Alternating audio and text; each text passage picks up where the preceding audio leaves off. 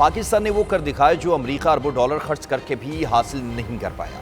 امریکہ نہیں، پاکستان کا ساتھ چاہیے۔ مشرق وسطیٰ میں بڑی تبدیلی کی شروعات ہو چکی ہے۔ کیا پاکستان دنیا کا وہ واحد ملک بننے جا رہا ہے جو پورے مشرق وسطیٰ کی حفاظت کا ذمہ دار ہوگا؟ سعودی عرب اور ترکی کے بعد اب کویت، اردن اور بحرین بھی پاکستان کے ساتھ بڑے دفاعی معاہدے کرنے کے لیے قطار میں کھڑے ہو چکے ہیں۔ آخر ایسا کیا ہوا کہ خلیجی ممالک اچانک اپنی سیکیورٹی کے لیے پاکستان کی طرف دیکھنے لگے ہیں؟ کیا یہ مشرق وسطیٰ میں ایک نئے اسلامک نیٹو کی شروعات ہے؟ اور سب سے بڑا سوال یہ ہے، جب مشرق وسطیٰ کی حالیہ جنگ میں ایران نے تقریباً ہر عرب ملک پر میزائل داغے تو صرف سعودی عرب ہی کیوں بچا رہا؟ کیا اس کے پیچھے پاکستان کی خفیہ طاقت تھی؟ چلیے آج کی اس خصوصی ویڈیو میں ان تمام سنسنی خیز سوالات کے جوابات تلاش کرتے ہیں۔ ابتدائی اور تاریخی پس منظر ناظرین، پاکستان اور سعودی عرب کا دفاعی رشتہ کوئی نیا نہیں بلکہ دہائیوں پرانا ہے۔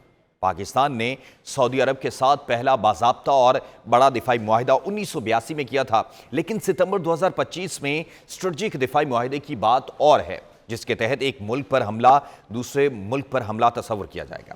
اس معاہدے کے تحت پاکستان کے 18,000 کے قریب فوجی اور جدید جنگی طیارے سعودی عرب کی حفاظت کے لیے اس وقت تعینات کیے گئے ہیں۔ شاید یہی وجہ ہے کہ جب حالیہ مشرق وسطیٰ کی جنگ میں ایران کی جانب سے خطے کے مختلف عرب ممالک پر شدید حملے اور ڈرون حملے کیے گئے، جب شدید میزائل اور ڈرون حملے کیے گئے تو سعودی عرب کی فضائی حدود اور تنصیبات بڑی حد تک محفوظ رہے۔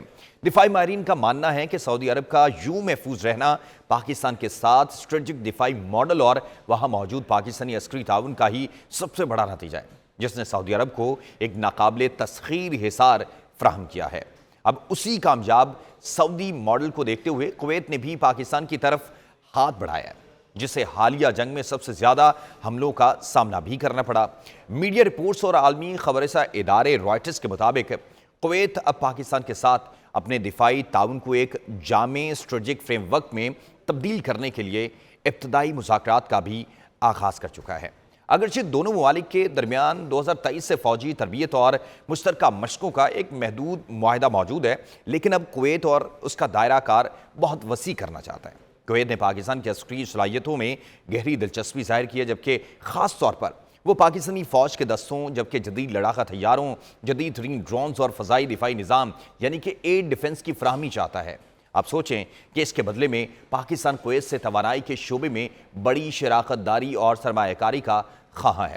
کویت نے پاکستان میں ڈیزل کے لیے ایک بڑے فیول سٹوریج منصوبے میں سرمایہ کاری کا ارادہ بھی ظاہر کیا ہے، کام بھی شروع ہو چکا ہے۔ مشرق وسطیٰ میں امریکہ اور ایران کے درمیان جاری حالیہ کشیدگی کی وجہ سے ان مذاکرات اور معاہدے میں تھوڑی دیر ہو سکتی ہے، لیکن خطے کے حالات سنبھلتے ہی اس معاہدے میں تیزی آنے کی قوی امید بھی ہے۔ اور صرف کویت ہی نہیں، جبکہ GCCI کے دوسرے ممالک بھی پاکستان سے دفاعی معاہدے کے لیے لائن میں اس وقت کھڑے ہیں۔